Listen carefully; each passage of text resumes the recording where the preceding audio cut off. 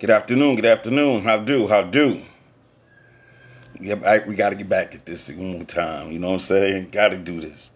We're going to go into that gross negligence that brings about gross misconduct. We're going to start with the fact that New York City Department of Buildings, we're going to go on that, basically on the inspectors and what they supposed, building inspectors and what they're supposed to do under their corporate compliance, so in their official duties. We're going to go into the fact of how are you going to issue a victim summonses that date back from 2011 to 2019. And you just you just keep reoccurring with these same summonses. Yet, the individual that you're issuing the summonses to is the victim. Now, what shows the gross negligence? Let's go with the gross negligence.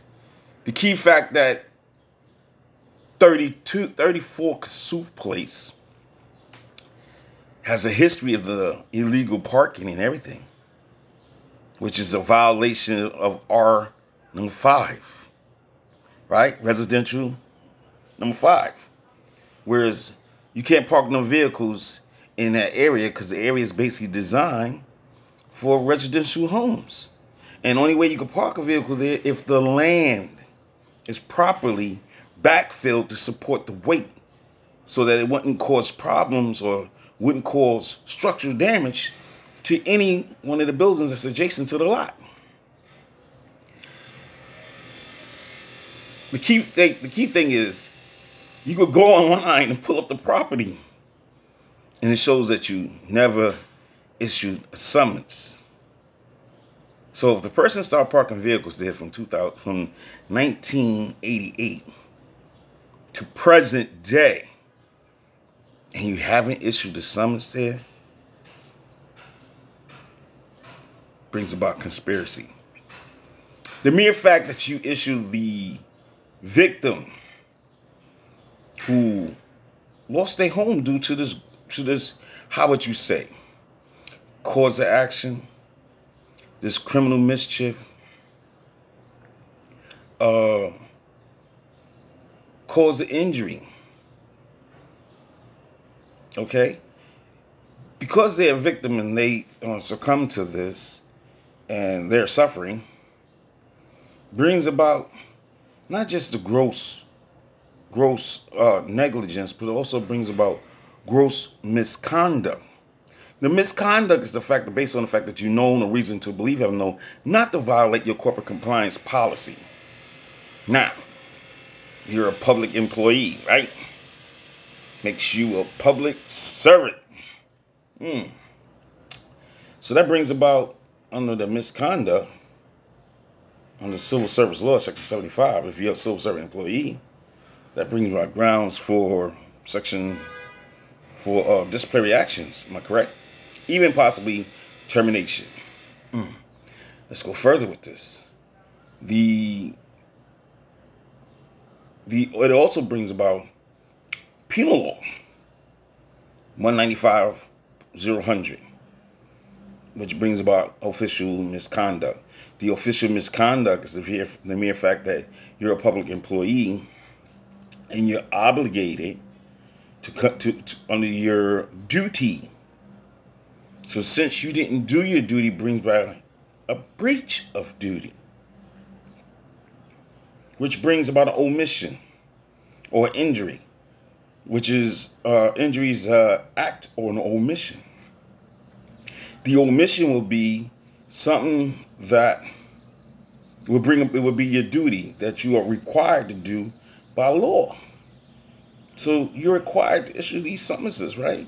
Yeah, but you failed to issue it to the owner of 34 Kasuf Place, right? But you're going to issue it to the injured body or the injured person for 32 Kasuth Place. Constantly make you wonder about how in 2015, after it all came out, the inspectors was arrested. About 50 of them was arrested for bribery. Now we can go a little further than this because of the simple fact that there are other public individuals as far as who holds public office who was informed on this. And the key thing is, once you was informed, you're representative of the city of New York, right? So it brings back that big wig. You know what that big wig is, right? Mayor Order 16. As a city employee, once you are informed or familiar of where it was occurring, you are obligated. You are obligated to report this. Failure to do so would bring about cause and reason to contact the Public Integrities Bureau. Because what you're doing is corruption right there. Once you know about it, you're obligated to tell. You didn't tell. Oh, I'm not going to be a snitch. You're a public employee. How's that check cashing? Is it cashing on time? Do your damn job. Can't do the job? Step out, let somebody else in so they could do the job. Let someone else get that check. Shit, let me get that check. But the key thing is, we're looking at the fact of how many from Department of Buildings issue summonses for that residence. Now, the mere fact that you violated your corporate compliance policy, and in violation of your corporate compliance policy based on the fact you know no reason to believe have known not to violate your corporate compliance policy and not to breach your duty, we look at the fact of you issuing these summons. Issuing said summons would constitute, it's a punishable instrument, right? Yeah, so that would constitute subsection 21045. Offer instrument for filing on the record with offering a punishable instrument for filing on the record with false written statement. Why? Because the victim is, you can't charge the victim when they're not doing it. The person who's doing it is still doing it, and you're right there in the yard with them, but you're looking the other way. So you're gonna look the other way, and you're gonna write out this bogus summons. Let's go forward. You did it right out the summons, right? You did put it on the record, right? 175.35. Offer instrument for filing with false written statement. Because you did, we're gonna go to 35 because you already did the first one. So we already got the first one. So we're gonna go to 35. And plus y'all continue to do it. So each time it was done by your entity is gonna be charged by this. Okay, so we now up to a Class E felony. Yeah, this will be Class E felony under your corporation, which is 2020 and subsection 2020 criminal liability and subsection 2025 criminal liability by an employee of your corporation who's doing it. Okay, the mere fact that a number of your employees issue the summonses, these same illegal summonses, constitutes 105.000, which would be conspiracy. Now, y'all doing this. You know what you're doing. So, we're going to go to 19500.05. All right? 195.05. 195.05, subsection 195.05 would be obstruction of governmental administration. Because you have a due process on what you're supposed to do, what you're governed to do, and it is your duty to do so. You're paid for this. You're a professional. You're paid for this. Because you failed to do it properly, Yeah, we got to hit you with that. Yeah. That's a class A misdemeanor, right? But you did it over and over and over again, right? Yeah, so each time you did it, once you went past that third time, wouldn't that constitute a felony for each other time after that? You would build up to a felony, right? Somewhere down that line, it would build up. Let me do my homework.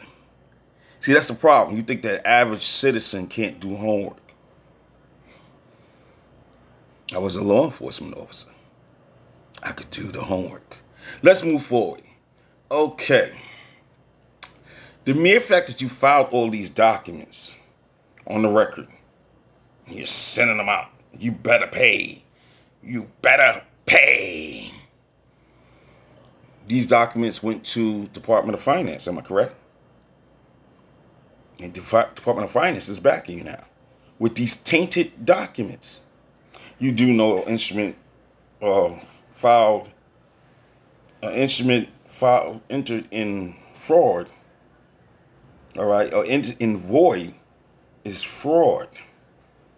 Okay, so let's go to the fact that you entered these documents and they went to the New York City Department of Finance. Gimme. Give you for what? When the contract is in void. Under gross negligence in the whole 9 yards. Let's go down to subsection 496.02. Defrauding the government. Because any penny that you get would constitute defrauding the government, wouldn't it?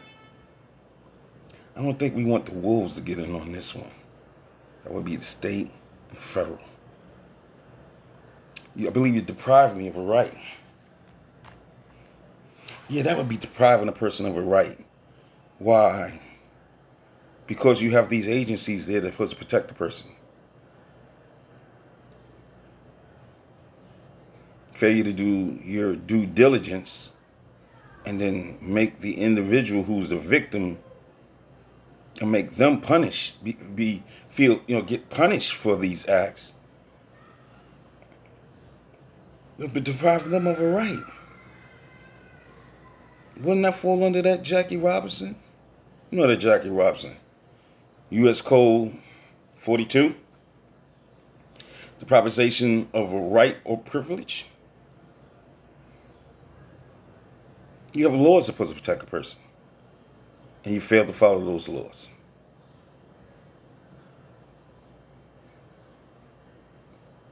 Check your books. You can Google it. Drop down Black Law Dictionary. Anybody go drop down Black Law Dictionary and read with understanding. Then Google these laws. Then Google your corporate compliance policy. What is your mission? Department of Buildings, what is your mission statement? Do we need to go into your mission statement? Let's go to the fact that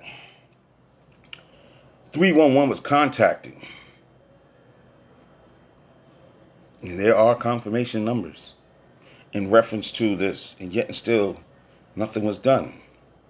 Let's go into certain political people was contacted and was given photos of this illegal activity, and nothing was done. I wonder what the state attorney general office would have to do with something like this, of this magnitude. It's a lot of corruption going on here, and people suffering who shouldn't be suffering. It's time for corrective actions. It's quite clear your preventive action didn't work. It's time for corrective action. It's bad enough you got in bed with the homeowner's insurance company who didn't do their part because they seen what the city agency was doing.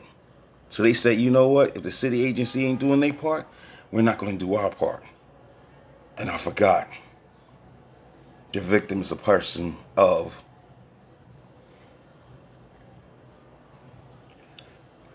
let's just say it, The facts cannot be altered nor denied. Have a wonderful day.